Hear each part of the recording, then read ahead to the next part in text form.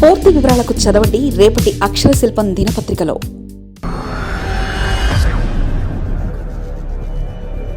జగన్ ఆ హామీ ఇస్తేనే మళ్లీ గెలుపట, లేకుంటే క్యాడర్ లీడర్లు వెనుకడుగే.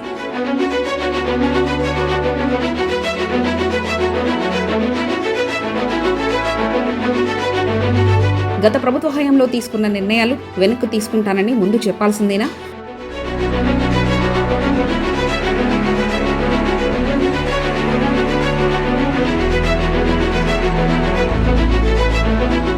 వైసీపీ అధినేత వైఎస్ జగన్ గత ప్రభుత్వ హయాంలో తీసుకున్న నిర్ణయాలను వెనక్కి తీసుకుంటారని ముందు చెప్పాల్సి ఉంటుంది.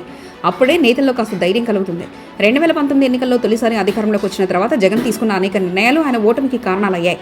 అందుకే గతంలో తీసుకున్న నిర్ణయాలు మళ్లీ అధికారంలోకి వస్తే అమలు చేయబోతున్నామని మళ్లీ అధికారంలోకి వస్తే అమలు చేయబోనన్న హామీ జగన్ నుంచి స్పష్టంగా రావాల్సి ఉంటుంది. అప్పటి వరకు కార్యకర్తలు లీడర్లు వచ్చినప్పటికీ ఇంకా రెట్టించిన ఉత్సాహంతో మాత్రం పనిచేయరు. జగన్ అధికారంలోకి వచ్చిన తర్వాత తీసుకున్న నిర్ణయాలు పార్టీ నేతలతో పాటు కార్యకర్తలను కూడా 5 ఏళ్ల పాటు ఇబ్బంది పెట్టాయి. ఎమ్మెల్యేలను ఉత్సవ విగ్రహాలుగా మార్చేశాడు. అసలు ఎమ్మెల్యేలకు ప్రజలకు మధ్య ఉన్న సంబంధం లేకుండా జగన్ తానే ఒంటి చేత్తో రాష్ట్రాన్ని నడిపించాలని బిల్డప్ ఇచ్చేశారు. బటన్ నొక్కుతున్నాను కదా, ఈవీఎంలో కూడా ఫ్యాన్ పై నొక్కుతారని భ్రమించి అడ్డగోలు నిర్ణయాలు తీసుకున్నారని ఇప్పుడు వైసీపీ నేతలు కూడా అభిప్రాయపడుతున్నారు. కేవలం వారు మనసులో దాచుకోవడం లేదు, వచ్చే ఎన్నికల తర్వాత జగన్ తన తీరును మార్చుకోవాలని కూడా నేతలు సూచిస్తున్నారు. నేతలు ఏమాత్రం హట్ అయ్యారో వేరే చెప్పాల్సిన పని లేదు. తాజాగా నర్సరావుపేట మాజీ ఎమ్మెల్యే గోపిరెడ్డి శ్రీనివాసరెడ్డి చేసిన వ్యాఖ్యలు కూడా అందుకు అద్దం పడుతున్నాయి. జగన్ వాలంటరీ వ్యవస్థను దూరం పెట్టాలని గోపిరెడ్డి శ్రీనివాసరెడ్డి కార్యకర్తల సమావేశంలో వ్యాఖ్యానించారు. తాను కూడా ఈ విషయాన్ని జగన్కు ఎప్పుడో చెప్పానంటూ ఆయన అన్నారు. అంటే వాలంటీర్ల వ్యవస్థ పార్టీని ఎంత డ్యామేజ్ చేసిందో జగన్కి పార్టీకి అర్థమై ఉండాలి. కార్యకర్తలకు పనులు అప్పచెప్పాల్సిన జగన్ వాలంటీర్లను తీసుకుని వారి నెత్తిపై పెట్టడంతో ఇటు కార్యకర్తలు అటు ఎమ్మెల్యేల మధ్య గ్యాప్ పెరిగిపోయింది. ప్రజలకు కూడా అసలు వైసీపీ నేతలను సంప్రదించాల్సిన అవసరమే లేకుండా పోయింది. దీంతో స్థానిక నాయకత్వానికి ప్రజలకు మధ్య కలెక్షన్ కట్ అయింది. ఈ కారణంగానే గత ఎన్నికల్లో ప్రజల వద్దకు వాలంటీర్లు వెళ్ళలేదు, కార్యకర్తలు వెళ్ళలేదు. ఫలితంగా 11 సీట్లకే పరిమితం అవ్వాల్సి వచ్చింది. ఇక మద్యం దుకాణాల విషయంలోని జగన్ది తప్పుడు నిర్ణయమని వైసీపీ నేతలు బాహటంగా చెప్తున్నారు.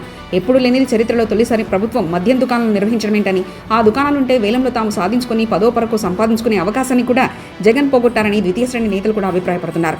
జగన్ అధికారంలోకి రావడానికి తమ జేబు నుంచి డబ్బులు తీసి ఖర్చు పెట్టుకున్న తర్వాత 5 ఏళ్ల పాటు సంపాదించుకునే మార్గం లేక ఆర్థికంగా నష్టపోయామన్న ఆవేదన అందరిలోనుంది. అందుకే జగన్ తొలుత వాలంటీర్లు మద్యం దుకాణాలపై తన విధానాన్ని చెప్పాలని వైసీపీ నేతలే ప్రశ్నించడం ఇప్పుడు పార్టీ నాయకత్వానికి మింగుడు పడడం లేదు.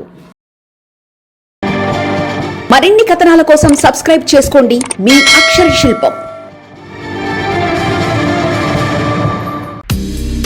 పూర్తి వివరాలకు చదవండి రేపటి అక్షర శిల్పం దినపత్రికలో.